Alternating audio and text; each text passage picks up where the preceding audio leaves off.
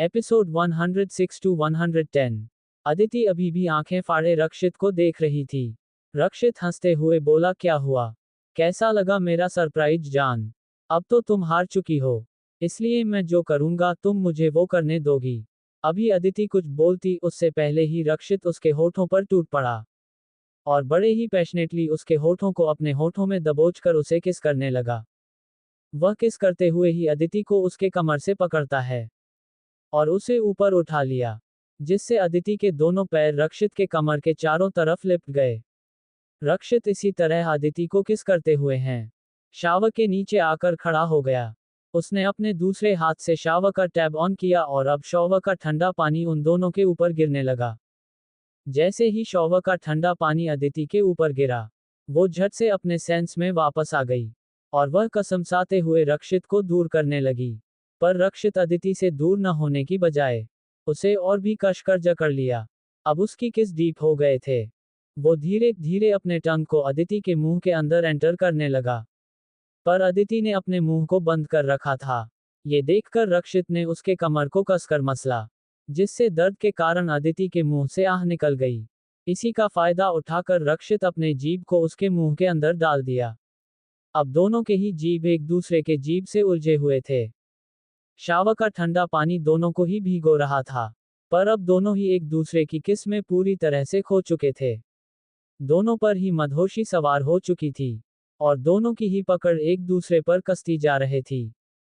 रक्षित ने धीरे धीरे अदिति को नीचे खड़ा किया और उसे वॉल से लगाकर बड़े ही बेताबी के साथ उसके होठों को चूमने लगा। कुछ देर बाद उसकी होठों को छोड़ा और उसके गले और कॉलरबोन पर किस करने लगा। किस करने के साथ साथ वहां पर बाइट भी कर रहा था, जिससे अदिति के मुंह से आहो की आवाज निकल रही थी, जो कि रक्षित को एक्साइट करने के लिए काफी थे। रक्षित और भी एक्साइटमेंट के साथ धीरे धीरे अदिति के बॉडी पर अपने हाथ चलाते हुए अपने होठों को नीचे ले जा रहा था। वो अदिति की क्लीवेज के पास ले जाकर तेज से बाइट करता है, जिससे अदिति के मुंह से जोर की आह निकल गई। ये सुनकर रक्षित अपनी नजरों को ऊपर उठाकर देखता है तो अदिति तेज तेज सांस रही थी। उसका पूरा चेहरा लाल हो गया था, इसके साथ उसके चेहरे पर दर्द के भाव भी दिख रहे थे। ये देखकर ना जाने क्यों रक्षित एकदम से अदिति से दूर हो गया। वही अदिति अभी भी अपनी आंखों को बंद किए हुए खड़ी थी। रक्षित एक नजर अदिति देखता है, फिर अपने बालों में हाथ फेरते हुए बोला, ओह गॉड, ये मैं क्या कर रहा था? उसने अभी तक मुझे हाँ नहीं कहा है। मैं उसके साथ जबरदस्ती नहीं कर सकता। मैं उससे प्यार करता हूँ। मुझे उसका प्यार चाहिए, ना कि कोई जबरदस्ती है। ये बोलते हुए रक्षित मुंडा और वहां से जाने लगा, पर तभी अदिति ने पीछे से उसका हाथ पकड़ लेती है। ये देखकर रक्षित बिना पीछे मुड़े हुए ही बोला, सॉरी जान, मुझे ऐसा नहीं करना चाहिए था। अदिति झट से पीछे से ही रक्षित को गले से लगाकर धीमी आवाज में बोली, आप सॉरी मत बोलिए, यह आपका हक है। रक्षित पीछे मुड़ा और अदिति के चेहरे को अपने हाथ में लेकर बोला, नहीं जान, अपने हक को कभी जबरदस्ती से नहीं लेना चाहिए। इसमें हम दोनों की मर्जी होनी चाहिए, सिर्फ एक ही नहीं। जहां एक की मर्जी होती है वहां प्यार नहीं, जबरदस्ती होता है। रक्षित की बात सुनकर अदिति की आंखें नम हो गई हो। वो नम आंखों के साथ रक्षित की तरफ देखते हुए धीरे से ऊपर उठी और उसके होठों पर किस कर लेती है और बोली, आई लव यू। रक्षित हंसते हुए बोला, क्या कहा जान तुमने? अदिति एक बार फिर से बोली, आई लव यू हबी। रक्षित अदिति को उसके कमर से पकड़ा और बोला, फिर से बोलो ना। अदिति हंसते हुए बोली, I love you, I love you so much hubby. Rakshit एक झटके में अदिति को अपनी बाहों में उठाया और उसे गोल गोल घुमाते हुए बोला, I love you so much जान। You are my life, you are my heart, I can't live without you, you are too much precious for me. Rakshit धीरे से अदिति को नीचे उतारता है, फिर दोनों ही एक कसकर एक दूसरे को अपनी बाहों में जकड़े हुए ही दोनों एक दूसरे को महसूस कर रहे थे।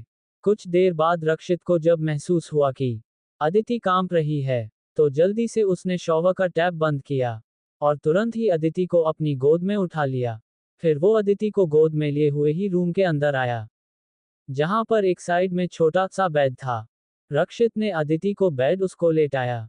वो जल्दी से दूसरी साइड गया।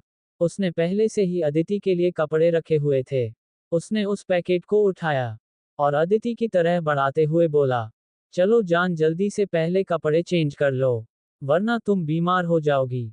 अदिति धीरे से उठी और जाकर वॉशरूम में कपड़े चेंज करके आई। तब तक रक्षित भी अपने कपड़े चेंज कर चुका था। अदिति आई तो रक्षित ने उसे अपने गोद में उठा लिया और उसे लेकर बेड पर आया और उसे सुला दिया, फिर खुद भी उसके बगल में लेट गया। अदिति रक्षित के पास आकर से चिपक गई, तो रक्षित भी उसके कमर में हाथ डाल उसे और भी ज्यादा चिपका लिया। अब दोनों ही एक दूसरे की बाहों में बाहें डालें, एक दूसरे की आंखों में देख रहे थे, एक दूसरे की तरफ देखते हुए ही कब वो नींद के आगोश में चले गए, उन्हें पता भी नहीं चला। अगली सुबह विंडो से आ रही सूरज की किरणें बेड पर सो रही आकृति के चेहरे पर पड़ी, तो धीरे धीरे वो अपनी आंखें खोलने लगी। उसने ध्यान दिया तो आज भी वह अद्विक के ही रूम में थी और अद्विक तो उसे पीछे से अपनी बाहों में लिया था, पर आज आकृति के साथ ओहान भी लेटा हुआ था। ये देख वो थोड़ा चौंक गई, लेकिन फिर वह ज्यादा कुछ ना सोचते हुए धीरे से अपने एक हाथ को आगे बढ़ाए और ओहान के गालों को सहलाते हुए बोली, गुड मॉर्निंग बच्चा। ओहान भी धीरे धीरे अपनी आंखें खोलते हुए अपने गोल मटोल चमकीली आंखों से अपने माँ की तरफ देखकर प्यार से बोला, गुड मॉर्निंग मम्मा। ओहान की इतनी प्यारी आवाज को सुनकर आकृति के होठों पर स्माइल आ गए। आकृति प्यार से ओहान के गालों पर किस करती है, फिर धीरे से उठकर बैठ गई। ओहान भी उठने लगा तो आकृति उसे अपने गोद में लेती है और उसे लेकर वॉशरूम की तरफ बढ़ गई। अद्विक की भी आंखें खुल चुकी थी। उसने आकृति और ओहान की सारी बातें सुन ली थी, जो वो ओहान से कर रही थी, और फिर उसने ओहान को किस भी किया था। उसे लगा कि शायद आकृति उसे भी गुड मॉर्निंग विश करेगी, पर आकृति ने तो उसे पूरी तरह से इग्नोर करके ओहान को अपने साथ लेकर वहां से वॉशरूम में चली गई। ये बातें अद्विक को चुभ गई। उसकी नीली नजरें एकटक वॉशरूम के डोर की तरफ घूरे जा रहा था। वाइफी, जितना भी मुझे तड़पा रही हो ना, उतना ही मैं भी तुम्हें तड़पाऊंगा, छोड़ूंगा नहीं, इन सब का एक एक करके हिसाब लूंगा।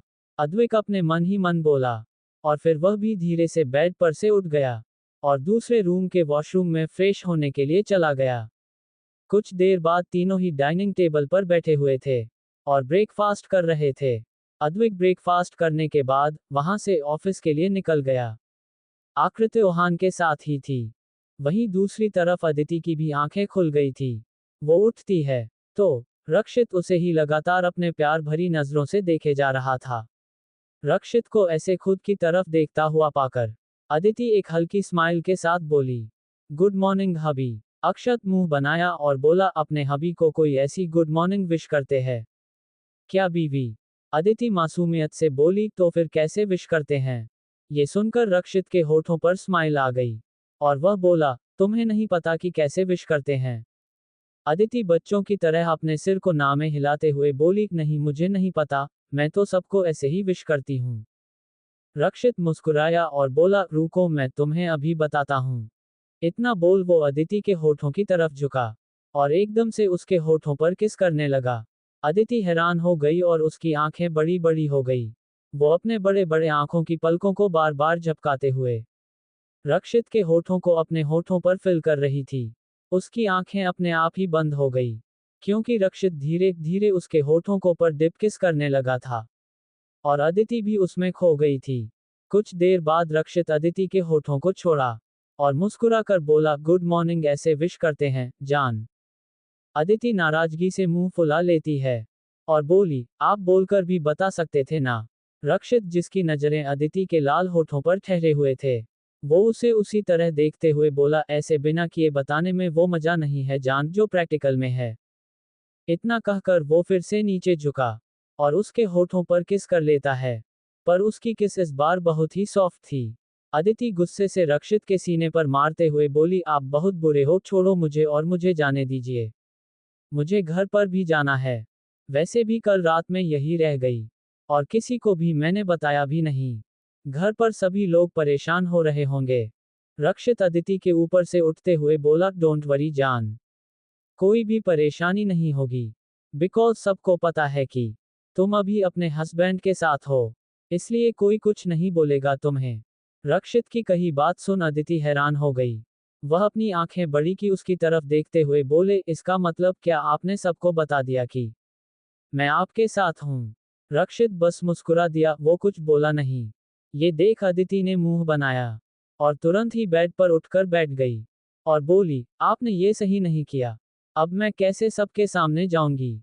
कैसे सबसे नजरें मिलोगी? रक्षित वापस से उसे उसके कमर से पकड़कर अपनी तरफ खींच लेता है, जिससे अदिति सीधे रक्षित के सीने पर जा गिरी। रक्षित उसे कसकर पकड़ते हुए बोला, जान तुम तो ऐसे शर्मा रही हो जैसे कि तुम अपने हस्बैंड के साथ नहीं, अपने बॉयफ्रेंड के साथ हो। अदिति मुस्कुराई और रक्षित के होठों पर एक लाइट किस करके बोली, ठीक है मैं नहीं शर्माऊंगी, अब मुझे जाने दीजिए। अदिति के ऐसे किस करने से रक्षित उसे वापस से पकड़ते हुए, ऐसे नहीं, मैंने तुम्हें सिखाया था ना जान, तुम मुझे वैसे किस करके गुड मॉर्निंग विश करो, तभी मैं तुम्हें जाने दूंगा। अदिति अपनी आंखें बड़ी किए उसकी तरफ देखी और बोली, बिल्कुल भी नहीं, ऑलरेडी आपने जो भी करना था कर चुके हैं। वो उसे लेकर पलट गया और एक बार फिर से उसे किस करने लगा। कुछ देर बाद रक्षित अदिति के साथ कार में बैठा हुआ था। रक्षित खुद कार ड्राइव कर रहा था और अदिति उसके बगल में बैठी हुई थी। अदिति का चेहरा इस समय शर्म से पूरा लाल था। वही रक्षित के होठों पर बड़े ही दिलकश मुस्कान थी। वो ड्राइव करते हुए अदिति की तरफ देख रहा था, जो कि उससे अपनी नजरें चुराए हुए बैठी थी। कुछ देर बाद रक्षित राठौर मैंशन के सामने अपनी कार रोकता है। कार रुकते ही अदिति निकलने लगी। तभी रक्षित उसका हाथ पकड़कर बोला, जान बहुत जल्दी है अपने हस्बैंड से दूर जाने की। ये सुनकर अदिति मुस्कुराई और जल्दी से रक्षित के पास आकर उसके गालों पर किस करते हुए बोली, सॉरी, ध्यान से ड्राइव करिएगा, अपना ख्याल रखिएगा और टाइम से लंच और डिनर सब कुछ करिएगा, अब जाए। रक्षित अभी भी अदिति के हाथों को नहीं छोड़ा। उसने एकदम से अदिति को अपने करीब खींचा और उससे बोला, तुम ये बताओ कि तुम कब मेरे साथ मेरे घर चल रही हो, क्योंकि अब मुझे लंच और डिनर सब कुछ अपनी जान के हाथों से करना है और लंच डिनर के साथ अपना कैंडी भी चाहिए। रक्षित के ऐसे बोलने पर अदिति अपनी नजरें नीचे कर लेती है। रक्षित उसके कुछ बोलने का वेट कर रहा था। कुछ सोचते हुए रक्षित बोला, क्या मैं तुम्हें कल लेने आऊं? तुम मेरे साथ मेरे घर चलोगी? अदिति धीरे से अपने पलकों को ऊपर उठाती है और रक्षित की तरफ देखकर बोली, अभी नहीं, मैं आपको बताऊंगी और जल्दी ही मैं आपके साथ आपके घर आ जाऊंगी, क्योंकि अब मैं भी आपसे दूर नहीं रह सकती। ये सुनकर रक्षित बहुत खुश हो गया और एकदम उसे पकड़कर उसके होठों पर किस कर लिया। फिर अपने होठों पर जीभ फिराते हुए बोला, आई लव माई कैंडी। कुछ देर बाद रक्षित ने अदिति को छोड़ा तो अदिति जल्दी से कार का डोर ओपन कर लगभग भागते हुए मैंशन के अंदर चली गई। वहीं रक्षित अदिति को ऐसे जल्दी जल्दी शर्मा कर भागते हुए देख मुस्कुरा दिया। फिर वो तुरंत कार स्टार्ट कर अपने ऑफिस के लिए निकल गया। रक्षित अपने ऑफिस में बैठा काम कर रहा था। तभी उसका फोन बजा। कॉल पिक होते ही उसके एक आदमी ने रक्षित को बताया, सर आपकी बहन का पता चल चुका है। ये सुनकर रक्षित तुरंत पूछता है, वो कहाँ है? वो आदमी आकृति की लोकेशन रक्षित को बता देता है। रक्षित कुछ ही देर में अपनी एक मीटिंग कंप्लीट करके जल्दी से आकृति से मिलने के लिए ऑफिस से बाहर आ गया। फिर तुरंत ड्राइवर से उसे लोकेशन पर जाने के लिए कहा। कुछ मिनट बाद रक्षित की कार अद्विक के विला के सामने आकर रुकी। रक्षित तुरंत कार से बाहर आया और तेजी से चलते हुए विला के अंदर गया। वह अंदर गया तो हॉल में ही उसे आकृति ओहान के साथ मिल गई। उस छोटे बच्चे को देखकर रक्षित अपने मन ही मन बुदबुदाया, ये बच्चा किसका है? कुछ मिनट बाद रक्षित की कार अद्विक के विला के सामने आकर रुकी। रक्षित तुरंत कार से बाहर आया और तेजी से चलते हुए विला के अंदर गया। वो अंदर गया तो हॉल में ही उसे आकृति ओहान के साथ मिल गई। अपनी बहन को इस तरह से किसी छोटे बच्चों के साथ खेलते देख रक्षित हैरान हो गया। वो तुरंत आगे बढ़ते हुए बोला, गुड़िया। जैसे ही आकृति ने इस आवाज को सुना और सामने देखा तो रक्षित खड़ा था। वो तुरंत मुस्कुराते हुए बोली, भाई आप। इतना कहकर वो आगे बढ़कर रक्षित के गले लग गई। रक्षित ने उसके बालों को सहलाया। फिर उसकी नजरें ओहान पर गई, जो कि अपने गोल मटोल नजरों से एकटक रक्षित की तरफ देख रहा था। उसके होठों पर बड़े ही प्यारी सी स्माइल थी। रक्षित आकृति से अलग हुआ और पूछा, कैसी है मेरी गुड़िया? आकृति मुस्कुरा कर बोली, मैं अच्छी हूँ भाई, आप कैसे हो? रक्षित भी मुस्कुरा देता है। फिर वो ओहान की तरफ देखते हुए पूछा, ये कौन है? भाई, ये ओहान है, मेरा बेटा। ये सुनते ही रक्षित हैरान हो गया। वो अपनी आंखें बड़ी करके ओहान की तरफ देखते हुए आकृति से बोला, तुम्हारा बेटा? आकृति बस सिर हाँ में हिला देती है। फिर ओहान को अपने गोद में लेती है, जिसकी आंखें हल्की हल्की बंद हो रही थी। वो मुंह बनाते हुए बोला, मम्मा मुझे नींद आ रही है। ये सुनकर आकृति प्यार से उसे गोद में इधर उधर हिलाकर सुलाने लगी। कुछ देर में ओहान सो गया। आकृति ओहान को लेकर रूम में गई और उसे बेड पर लिटा देती हैं। फिर उसके दोनों तरफ पिलो लगा देती है, ताकि वो नींद में इधर उधर करवट बदलते हुए नीचे ना गिरे।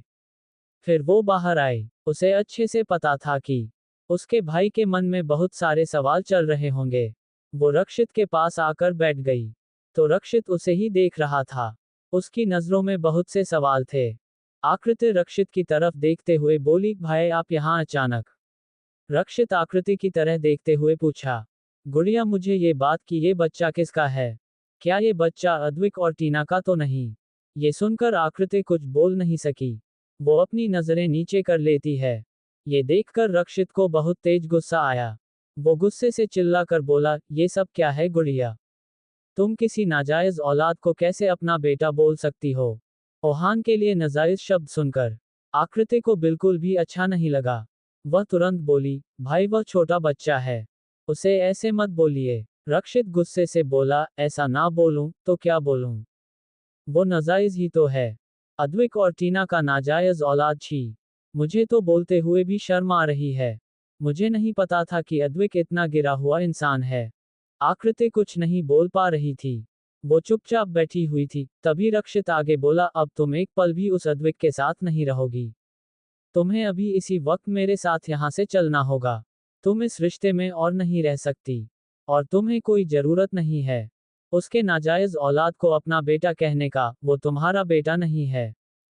आकृति कुछ बोलना चाह रही थी, पर रक्षित अपने हाथ दिखा देता है और बोला, बिल्कुल भी नहीं गुड़िया, अब तुम कुछ नहीं बोलोगी। वैसे तुम भी तो इस रिश्ते में नहीं रहना चाहती थी। तुम्हें भी तो इस रिश्ते से आजादी चाहिए थी ना? तो फिर अब क्या प्रॉब्लम है? अब तुम्हें और इस रिश्ते में नहीं रहना है। तुम आज ही यहाँ से मेरे साथ चल रही हो, और मैं कल के कल ही मैं डाइवोर्स पेपर फाइल करवा दूंगा, और रही डैड की बात तो मैं उन्हें संभाल लूंगा। जाओ जल्दी से अपना सामान पैक करो, और अभी इसी वक्त मेरे साथ यहाँ से चलो। किसकी इतनी हिम्मत है जो मेरी वाइफ को मेरे घर से ले जा रहा है? अचानक ये तेज आवाज वहां गूंज उठा। रक्षित और आकृति पीछे मुड़कर देखते हैं, तो वहां पर अद्विक खड़ा था। उसकी आंखें पूरे गुस्से से लाल थी। वो रक्षित को घूरकर देख रहा था। वही रक्षित भी अद्विक को देखता है, तो वो भी गुस्से से बौखला उठा। उसकी भी आंखें गुस्से से लाल हो गई। दोनों ही एक दूसरे को दहकती हुई निगाहों से घूर रहे थे। अद्विक रक्षित की तरह घूर का देखते हुए अपने कदम उसकी तरफ बढ़ा देता है। वहीं रक्षित भी लगातार अद्विक को घूरे जा रहा था। अद्विक रक्षित के बिल्कुल पास आया और उसके सामने खड़े होकर बोला, खबरदार जो मेरी वाइफ को यहाँ से ले जाने की कोशिश भी की है तो। ये सुनकर रक्षित हंस और बोला, वाइफ? हाँ, क्या बात है? बीवी होते हुए भी दूसरे के साथ संबंध बनाकर बच्चा तक पैदा कर लिया, और अब मेरी बहन को वाइफ बोल रहे हो? जबकि सच्चाई यह है कि तुमने कभी भी मेरी बहन को प्यार किया ही नहीं। तुम तो हमेशा उस टीना के चक्कर में पड़े रहे, हमेशा उसी के आगे पीछे घूमते रहे, और उसके इशारे पर बस नाचते रहे। तुम्हारे लिए अगर कोई मायने रखती थी, तो वो सिर्फ टीना, और ना जाने आजकल वो है कहाँ। जरूर तुमने ही उसे कहीं छुपा कर रखा होगा। अगर वह मुझे मिल जाए, तो मैं उसका खून कर दूं। अद्विक अभी कुछ नहीं बोल रहा था। वो चुपचाप खड़ा था। उसका एक हाथ पैंट के पॉकेट में और दूसरा हाथ वह अपने माथे पर रब कर रहा था। रक्षित गुस्से से आगे बोला, अगर तुमने उस टीना को अपने पास रखा है, तो तुम उसी के साथ खुश रहो। अब मेरी बहन को आजाद कर दो। अब मैं अपनी बहन की आंखों में आंसू नहीं देख सकता।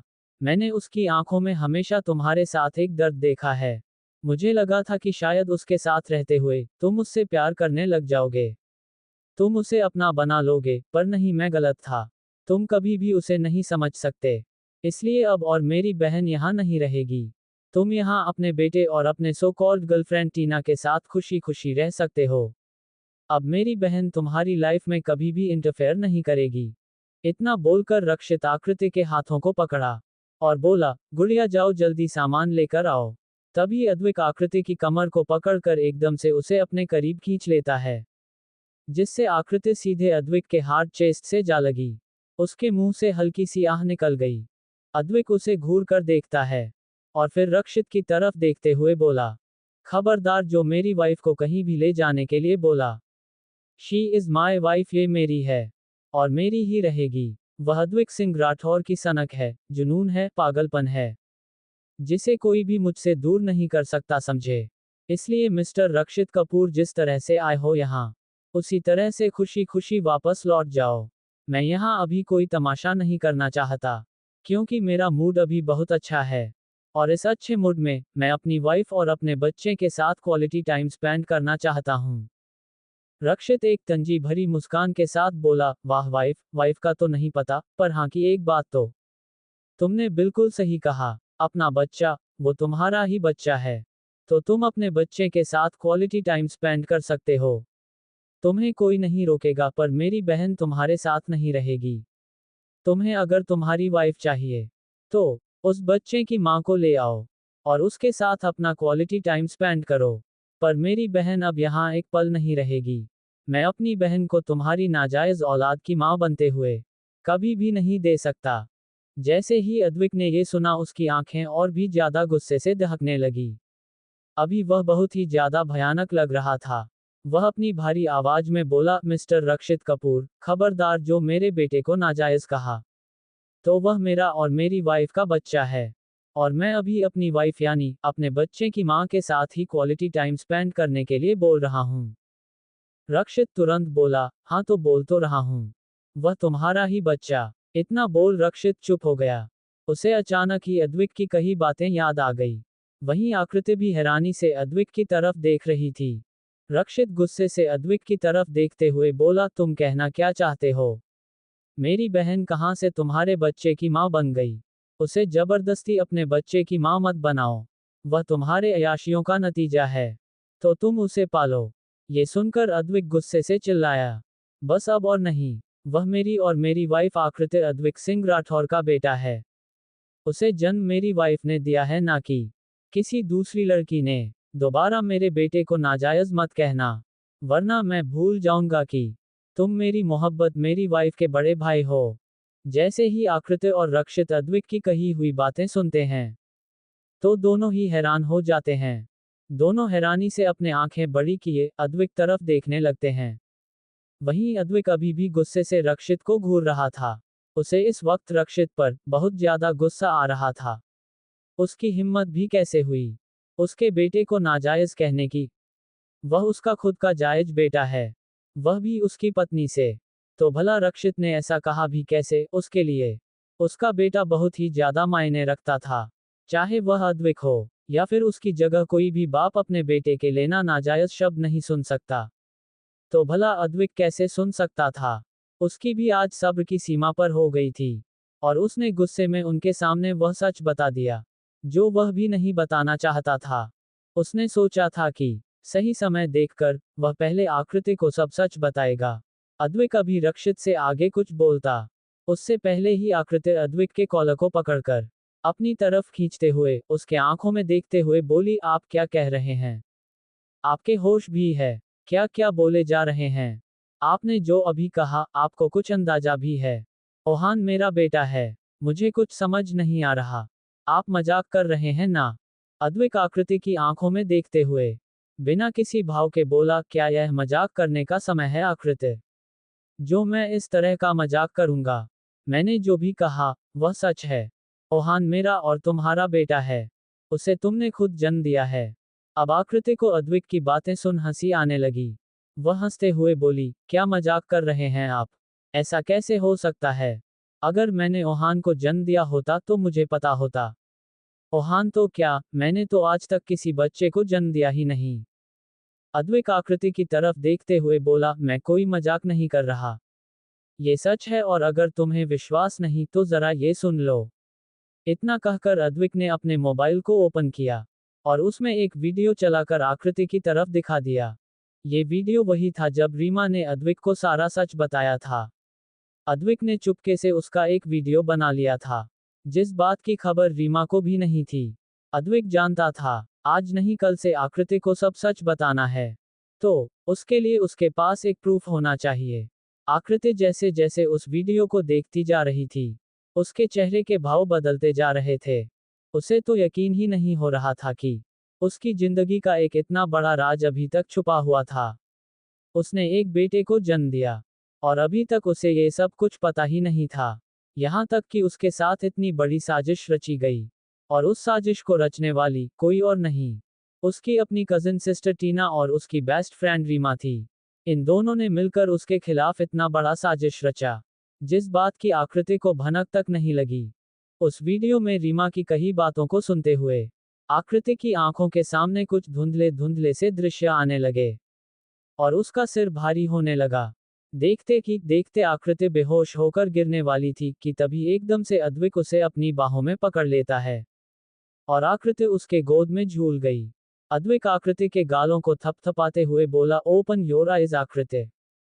रक्षित भी अपनी बहन की ऐसी हालत देख घबरा गया। अद्विक ने तुरंत आकृति को अपने गोद में उठाया और सोफे पर लिटा दिया। फिर वो आकृति को जगाने की कोशिश करने लगा। रक्षित ने तुरंत डॉक्टर को कॉल कर दिया। अद्विक पास में रखे जग में से पानी निकालकर और उसकी कुछ छिटे आकृति के चेहरे पर मारा, पर आकृति को होश नहीं आया। अब उन दोनों को ही डर लगने लगा कि कहीं आकृति पर इसका कोई बुरा असर तो नहीं पड़ गया। कुछ देर बाद वहां एक लेडी डॉक्टर आई और आकर आकृति को चेक करने लगी। अब तक अद्विक ने आकृति को रूम में बेड पर लिटा दिया था। डॉक्टर आकृति को चेक करके उसे एक इंजेक्शन लगा देती है। फिर वो अद्विक की तरफ देखते हुए बोली, मिस्टर राठौर, शायद आपकी वाइफ को किसी बात का बहुत गहरा सदमा लगा है, इस कारण वो बेहोश हो गई है। हालांकि हमने उन्हें इंजेक्शन दे दिया है, इसलिए घबराने की कोई बात नहीं है। जब वह होश में आएंगी तो कोशिश करिएगा कि उन्हें किसी बात का कोई स्ट्रेस ना हो। अद्विक ने बस अपना सिर हाँ में हिला दिया। फिर वह लेडी डॉक्टर वहां से चली गई। रक्षित लेडी डॉक्टर को छोड़ने के लिए बाहर तक आया और कुछ बातें करने लगा। वही रूम में अद्विक आकृति के पास बैठ गया और उसकी माथे पर एक किस कर उसके बालों को सहलाते हुए बोला, वाइफी होश में आ जाओ, मुझे पता है इस तरह से मुझे वो सच तुम्हें नहीं बताना चाहिए था, और मैं नहीं बताने वाला था, पर मैं क्या करूं। मैं हमारे बेटे को कैसे किसी का नाजायज बोलता हुआ बर्दाश्त कर सकता था। वो हम दोनों का जायज बेटा है। तो तुम ही बताओ, मैं कैसे अपने बच्चों को इस तरह से नाजायज कहना बर्दाश्त करता। अभी अद्विक आकृति से बातें कर ही रहा था कि उसी समय रक्षित भी वहां आ गया। वो अद्विक की बातों को सुनने लगा। अभी रक्षित को थोड़ा गिल्ट फील हो रहा था।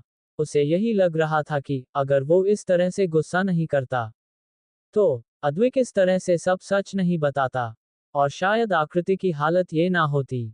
उसे अपनी बहन के लिए बहुत डर लग रहा था। उसके साथ ही साथ उससे अद्विक की भी हालत नहीं देखी जा रही थी, क्योंकि अद्विक इस वक्त बहुत टूटा हुआ महसूस कर रहा था।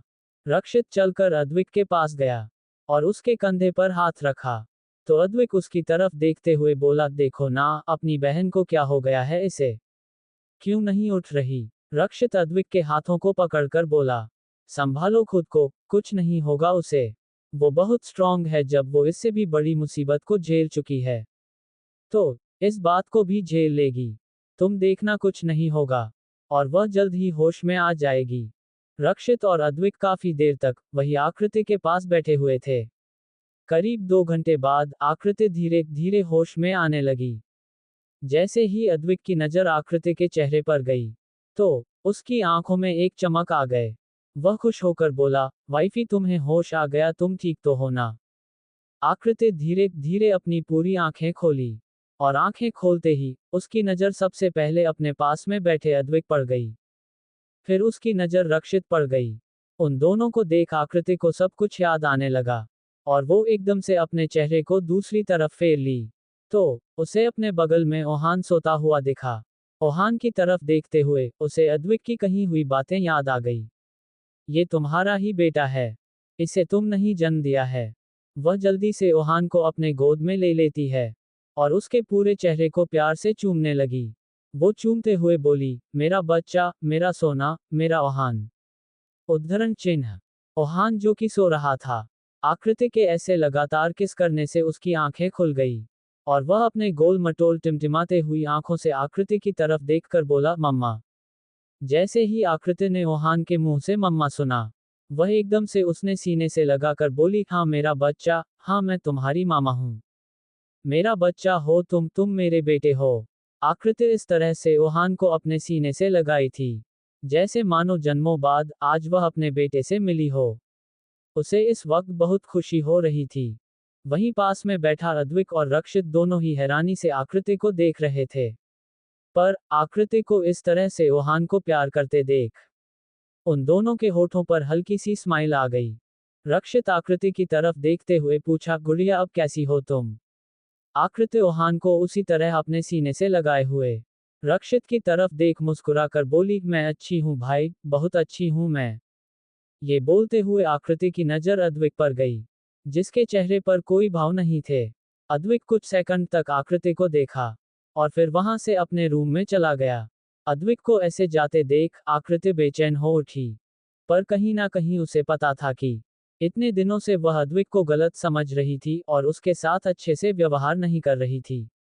उससे ढंग से बातें भी नहीं कर रही थी, यहाँ तक कि वह उसकी तरफ देखती भी नहीं थी। तो अद्विक का नाराज होना कुछ गलत नहीं है। फिर आकृति धीरे से ओहान को अपने सीने से अलग किया और बोली, मेरे बच्चे को भूख लगी है। ओहान आकृति की तरह देखा और मुस्कुराकर अपनी प्यारी सी आवाज में बोला, हाँ मम्मा, मुझे भूखी भूखी लगी है। आकृति प्यार ओहान के चेहरे को छोड़कर बोली, मेरा बच्चा। इतना कहकर वो ओहान की गाल पर किस करती है और फिर बोली, बस मम्मा, अभी थोड़ी देर में आपके लिए कुछ बनाकर लाती है। ये सुन ओहान मुस्कुरा दिया। तभी ओहान की नजर रक्षित पर गई और वह अपने चमकीली आंखों से रक्षित की तरफ देखने लगा। तो रक्षित भी ओहान के पास आया और उसके बालों में अपने हाथ चलाते हुए बोला, हेलो चैंप, मैं तुम्हारा मामा हूँ। ओहान अपनी प्यारी सी आवाज में बोला, ये मामा क्या होता है? ये सुन रक्षित मुस्कुरा दिया। तभी आकृति बोली, बेटा ये मम्मा के भाई हैं, तो इनको मामा कहते हैं। ओहान ये सुनकर अपने होठों को गोल घुमाया और बोला, ओ तो मम्मा, ताप इनकी बहन हो। आकृति हंसी और अपने पलके को झपका दी। तभी रक्षित भी हंसते हुए बोला, हाँ ये मेरी छोटी बहन है, जिसे मैं प्यार से गुड़िया बुलाता हूँ। ये सुन ओहान खुश होते हुए ताली बजाया और फिर आकृति की तरफ देखकर बोला, मम्मा मेरी छोटी बहन कहाँ है? वो तब आएगी मेरे पास। ओहान की बातें सुन रक्षित को हंसी आ गई। फिर वह ओहान के गालों को छूते हुए बोला, बेटा इसके लिए तो आपको अपने डैडा से बोलना होगा, वही आपके लिए छोटी बहन ला सकते हैं। आकृति ये सुन रक्षित की तरफ घूरते हुए बोली, भाई आप भी। रक्षित अपने कंधे उचका दिया और बोला, मैं क्या, मैं तो सच्ची बोल रहा हूँ। अब भाई जब मेरे भांजे की डिमांड है, तो अब जल्दी से उसके लिए छोटी बहन ला ही दो। क्यों चैंप, सही कह रहा हूं ना मैं? ओहान ये सुन अपने गोल मटोल आंखों को मटका कर बोला, हाँ हाँ मम्मा, मुझे भी छोटी बहन चाहिए, मैं भी उसे गुड़िया बुलाऊंगा। आकृति ओहान के गालों को सहलाती है और बोली, बेटा आप मामा के साथ रहो, मैं अभी आपके लिए कुछ बना कर लाती हूँ। ओहान मुस्कुरा दिया और सर हिलाकर बोला, ठीक है मम्मा, मैं तब तक मामा के साथ खेल रहा हूँ। आकृति किचन में गई और वहां से जल्दी से फ्रूट कस्टर्ड बनाकर ओहान के लिए लेकर आई। वह जब रूम में आई तो देखी ओहान रक्षित के साथ मस्ती कर रहा है। रक्षित अपने हाथों में फ्रूट कस्टर्ड लिया और बोला, गुड़िया तुम जाओ, मैं अपने भांजे को आज अपने हाथों से खिलाऊंगा। फिर ओहान की तरफ देखते हुए बोला, क्यों चैंप, आज अपने मामा के हाथ से खाओगे ना? ओहान भी मुस्कुराकर अपना सिर जल्दी जल्दी हिला दिया। रक्षित ने ऐसा जानबूझकर कहा था, क्योंकि उसने देखा था कि आकृति अद्विक के लिए बेचैन है। इसलिए वह चाहता था कि आकृति जाकर अद्विक से बात कर ले, क्योंकि उसे पता था कि उन दोनों के बीच अभी कुछ दूरियां आ गई है, जिन्हें जल्दी मिटाना बहुत जरूरी है। आकृति तुरंत वहां से अद्विक के रूम की तरफ चली गई। वह रूम में जाकर देखती है तो वहां अद्विक नहीं था। उसे थोड़ा अजीब लगा। फिर वह स्टडी रूम की तरफ चली गई। वह स्टडी रूम में गई तो डोर बंद था। उसने बाहर से डोर नॉक किया तो अंदर से अद्विक की आवाज आई, कौन है? लेकिन आकृति कुछ नहीं बोली। वो एक बार फिर से स्टडी रूम के डोर पर नॉक करती है। तो अद्विक बोला, डोर ओपन है, आ जाओ। ये सुनते ही आकृति डोर को ओपन करती है और अंदर चली गई। वो अंदर देखती है तो अद्विक सोफे पर बैठा हुआ सिगरेट के लंबे लंबे कस ले रहा था। अब तक स्टडी रूम में चारों तरफ सिगरेट के धुएं फैले हुए थे। ये देख एक पल के लिए आकृति को खांसी आने लगी। जैसे ही अद्विक ने ये देखा, वो जल्दी से स्टडी रूम के विंडो को ओपन कर देता है और एडजस्ट फैन को भी चला देता है, जिससे कुछ ही देर में रूम से सारे धुएं बाहर चले गए। अद्विक आकृति की तरफ देखते हुए उससे पूछा, क्या हुआ? वैसे कोई काम था? इतना बोलकर अद्विक जाकर विंडो के पास खड़ा हो गया। आकृति बिना कुछ बोले धीरे से चलकर अद्विक के पास गई और एकदम से उसे पीछे से अपनी बाहों में भर लेती है। जैसे ही आकृति ने ऐसा किया, अद्विक की आंखें अपने आप बंद हो गई। वो गहरी सांस लेने लगा। तभी अचानक अद्विक को अपने पीठ पर कुछ गीलापन सा महसूस हुआ। वह झट से पीछे मुड़ा और आकृति के चेहरे को अपने हाथों में लेकर देखा तो आकृति की आंखों से आंसू गिर रहे थे। ये देखकर अद्विक घबरा गया। वह तुरंत आकृति से पूछता है, क्या हुआ वाइफी, कुछ हुआ है क्या? क्या कहीं तुम्हें कहीं चोट लगी है? कोई प्रॉब्लम है क्या? तुम्हें कहीं दर्द हो रहा है तो मुझे बताओ। आकृति अपने सिर को ना में हिला देती है। ये देखकर अद्विक ने फिर से पूछा, जब तुम्हें कोई प्रॉब्लम नहीं है, कहीं दर्द नहीं हो रहा है, तो फिर तुम रो क्यों रही हो? आकृति अद्विक के हाथों को कसकर पकड़ती है और बोली, आई एम सॉरी कि मैंने आपको गलत समझा। मैं बहुत बुरी हूं ना, मैं हमेशा आप पर गुस्सा कर जाती हूं। अद्विक आकृति के सिर से अपने सिर को लगा लिया और बोला, बिल्कुल भी नहीं। तुम बहुत अच्छी हो वाइफी। तुमसे अच्छी तो इस पूरे दुनिया में कोई हो ही नहीं सकता। सॉरी तो मुझे बोलना चाहिए था कि मैंने तुम्हें ये सच नहीं बताया। पर सच कहूं वाइफी तो मुझे भी ये सच अभी कुछ दिन पहले ही पता चला। मुझे डाउट तो था, पर पूरा यकीन नहीं था। और इतने दिनों से मैं टीना को इसलिए टॉलरेट कर रहा था क्योंकि उसने हमारे बच्चे को अपने कैद में रखा था। मुझे बस अपने बच्चे को उससे कैसे भी करके आज़ाद कराना था। लेकिन जब उसने हद पार कर दी, तो मुझे भी एक्शन लेना पड़ा। मुझे लगा था कि वह आसानी से बच्चे को दे देगी। उसने मुझसे सालों तक झूठ बोला और यह कहा कि वह उसका बच्चा है। मुझे भी लगा शायद क्योंकि उसने ऐसी चाल चली थी कि मैं उसमें फंसता चला गया। इतना कहते हुए अद्विक ने आकृति को सारी बात बता दिया कि कैसे बिजनेस ट्रिप पर साथ में जाने के बाद एक पार्टी के दौरान टीना ने उसके ड्रिंक में दवा मिला दिया था। फिर उसके सोने के बाद टीना ने अलग ही प्लान रची और इस तरह से प्रिटेंड किया जैसे उनके बीच सब कुछ हो चुका है। फिर 1 साल बाद बच्चे को लेकर आ गई, जिससे वह इनकार नहीं कर सका। पर जब उसने देखा था कि टीना किस तरह से उस बच्चे को टॉर्चर कर रही है, तब मुझे उस पर डाउट होने लगा। फिर मैं सारी सच्चाई का पता लगने लगा। अद्विक आकृति को सब कुछ बता रहा था। वही आकृति बस आंखें फाड़े उसकी सारी बातें सुन रही थी। जब अद्विक सब कुछ बोलकर चुप हो गया तो आकृति एकदम से उसके सीने से लग गई और अद्विक ने भी प्यार से उसे अपने गले से लगा लिया और उसके बालों को सहलाने लगा। वो दोनों काफी देर तक एक दूसरे के गले लग रहे। फिर आकृति ने धीरे से अपने सर को ऊपर किया और अद्विक की तरफ देखकर पूछती है, आप मुझसे नाराज तो नहीं है ना? अद्विक उसके जो से अपने नोज को रब करते हुए बोला, बिल्कुल भी नहीं। अद्विक की बात सुनते ही आकृति के होठों पर बड़ी सी स्माइल आ गई। उसके होठों पर मीठी सी मुस्कान थी। अद्विक और आकृति दोनों एक दूसरे की तरफ देखने लगे। अचानक ही अद्विक की नज़र एक जगह जाकर ठहर गए।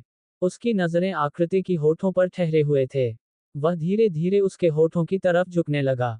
जैसे ही आकृति ने ये महसूस किया, उसकी आंखें अपने आप बंद हो गई। पर कुछ सेकंड बाद भी जब आकृति को अद्विक के होंठ अपने होठों पर महसूस नहीं हुए, तो अपने आंखें खोलकर देखती है तो अद्विक अभी भी वैसे ही खड़ा था और वह आकृति को देख मुस्कुरा रहा था। ये देखकर आकृति शर्म के कारण अपनी नजरों को नीचे झुका लेती है। तभी अद्विक आकृति के कानों के पास जाकर बोला, do you want it wifey? आकृति तुरंत अपने सर को ना में हिला दी। तभी अद्विक बोला, बट आई वॉन्ट ईट। कहते हुए उसकी नज़र अपने आप आकृति के होंठों पर चले गए। अद्विक एकदम से नीचे झुका और आकृति की होठों को अपने होठों के बीच कैप्चर कर लिया। वह आकृति को किस करते हुए फिर बड़ी ही पैशनेटली लिप्स पर किस करने लगा। वह कभी आकृति के लोअर लिप को शक करता, तो कभी अपर लिप को शक करता। वही अद्विक के ऐसा करने से आकृति मदहोश हो रही थी। अद्विक आकृति को किस करते हुए ही अपने हाथ आकृति की कमर के पास ले गया। वो वहां पर सहलाने लगा, जिससे आकृति बेचैन हो उठी। उसके पूरे शरीर में तेज कट सा दौड़ गया, और शर्म के कारण उसका पूरा चेहरा लाल होने लगा। वही अद्विक बेताबी के साथ आकृति के होठों पर किस करने लगा। करीब 5 मिनट बाद अद्विक ने आकृति के होठों को छोड़ा, और अब उसके होंठ आकृति की कॉलर बोन और गले पर थे। वो बड़े ही मदहोशी के साथ आकृति के गले पर किस कर रहा था। वहीं आकृति के मुंह से मदहोशी भरी सिसकियां निकल रही थी, जो कि अद्विक को और भी ज्यादा बेचैन कर रहे थे। अद्विक के अंदर एक्साइटमेंट बढ़ती जा रही थी। वहीं आकृति के मुंह से सिसकियों की आवाजें तेज हो रही थी। अद्विक धीरे धीरे आकृति को करते हुए क्लीवेज के पास आया और किस करते हुए एकदम से उसे तेज से बाइट किया, जिससे आकृति के मुंह से तेज से आ निकली, जिससे अद्विक और भी ज्यादा बेताब हो गया। पर वही आकृति अपने होश में आ गई, क्योंकि अचानक से उसे अपने बेटे ओहान की याद आ गई। वही अद्विक की हो धीरे धीरे आकृति के गर्दन के पास आया। जैसे ही आकृति ने महसूस ये किया, एकदम से अद्विक धीरे से आकृति के चेहरे को ऊपर किया और आकृति की तरफ देखने लगा, तो आकृति जल्दी जल्दी ना में अपने सिर को हिला दी। अद्विक धीरे से उठा, आकृति के चेहरे को अपने हाथों में लेकर बोला, क्या हुआ? वैसे क्या तुम्हें मेरा करीब आना अच्छा नहीं लग रहा? क्या तुम्हें मेरा पास आना पसंद नहीं? जैसे ही अद्विक ने ये कहा, आकृति तुरंत उसके होठों पर अपनी उंगली रख दी और बोली, ऐसा बिल्कुल भी नहीं है। वह भी मुझे अपने बच्चे की याद आ गई। आई थिंक कभी हमें ओहान के पास चलना चाहिए। जैसे ही अद्विक ने ये सुना, वो भी ओहान के बारे में सोचने लगा और बोला, हाँ वैसे यू आर राइट, ये सब तो हम बाद में भी कर लेंगे। ये सुनकर आकृति की आंखें बड़ी हो गई, और फिर वह अपना चेहरा नीचे झुका लेती है। आकृति को ऐसे शर्माते देख अद्विक को बहुत अच्छा लगा, और उसकी होठों पर स्माइल आ गई। वो आकृति के कानों के पास जाकर अपने गर्म सांसों को उसके कानों में छोड़ते हुए बोला, वैसे रेडी रहना, आज रात में तुम्हें नहीं छोड़ने वाला।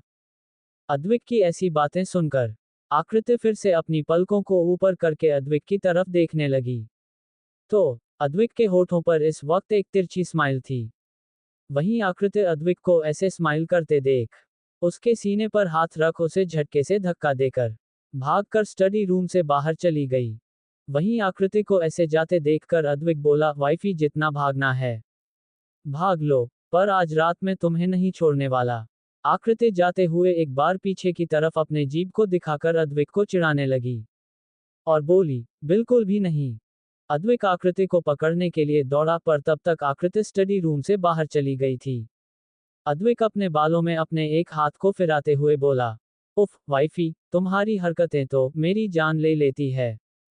आकृति भागते हुए अपने रूम में आई। वो देखती है कि ओहान अभी रक्षित के साथ खेल रहा था, और वही साइड टेबल पर वह बाउल रखी हुई थी, जो कि अब खाली हो चुकी थी। ये देख आकृति समझ गई कि ओहान ने कस्टर्ड खा लिया है।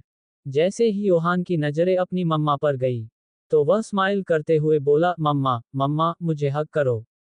कहकर ओहान ने अपने दोनों हाथों को फैला दिया। आकृति भी जल्दी से ओहान के पास जाकर उसे अपने सीने से लगा लेती है। कुछ देर बाद अद्विक वहां आया और उन लोगों के साथ बैठकर बातें करने लगा। फिर दोनों ही हॉल में आकर बैठे।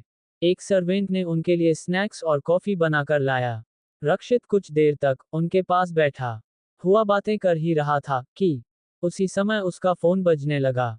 वह अपने पॉकेट से फोन निकालकर चेक करता है, तो फ्लैश हो रहे नंबर को देख उसके होठों पर स्माइल आ गए, क्योंकि अभी उसे अदिति का कॉल आया था। रक्षित के होठों की स्माइल देखकर आकृति और अद्विक दोनों समझ गए कि इस वक्त किसका कॉल होगा। रक्षित ने कॉल को पिक नहीं किया, तो कुछ ही सेकंड बाद उसके फोन पर मैसेज आ गया। मैसेज का नोटिफिकेशन सुनकर रक्षित के होठों की स्माइल और बड़ी हो गई। वो तुरंत ही मैसेज ओपन करके देखता है, तो उसमें अदिति ने लिखा था, कहाँ है आप? आपने मेरा कॉल क्यों पिक नहीं किया? रक्षित ये पढ़कर मुस्कुराया और फिर मैसेज टाइप किया, क्यों मेरी याद आ रही है क्या जान?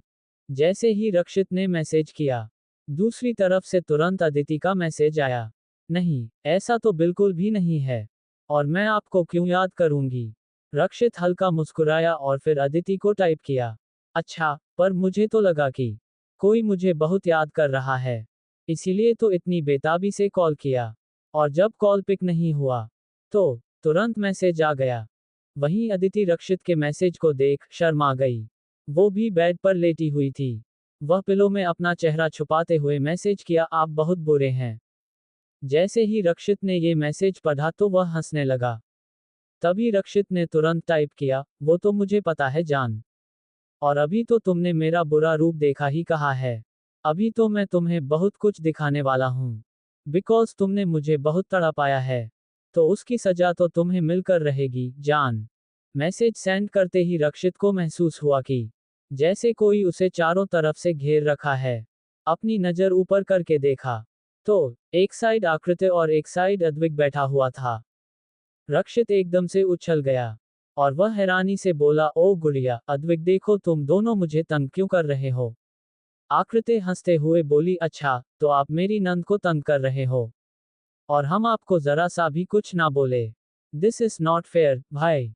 आप उसे बहुत सताते हो। अभी रक्षित कुछ बोलता कि तभी अद्विक उससे बोल पड़ा, हाँ, और मेरी बहन को इस तरह से परेशान करना बंद करो, समझे? रक्षित उसे घूर कर देखते हुए बोला, अच्छा, ये बोल कौन रहा है? जैसे ही अद्विक ने ये सुना, वह अपनी नज़र चुराने लगा। और हंसते हुए बोला, मैं अद्विक सिंह राठौड़, अदिति का भाई बोल रहा हूँ। अद्विक की बात पर रक्षित कुछ बोलने वाला था कि तभी आकृति बोली, भाई बस करें। और हाँ, जाए उनसे बातें कर लीजिए।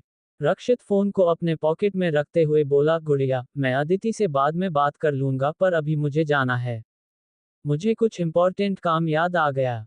इतना बोलकर उठने लगा कि तभी आकृति बोली, मुझे पता है। आपको क्या इम्पोर्टेंट काम है? रक्षित ने आकृति की गालों पर पिंच करते हुए बोला, अच्छा, तुम्हें कुछ ज्यादा ही पता है। लग रहा है अद्विक ने तुम्हें सब कुछ सिखा दिया है। वहीं अद्विक रक्षित की बात सुन तिरछा मुस्कुराते हुए आकृति की तरफ देखने लगा। आकृति रक्षित की बात सुनकर अपनी नजरें नीचे झुका लेती है। शर्म के कारण उसका चेहरा लाल हो गया था।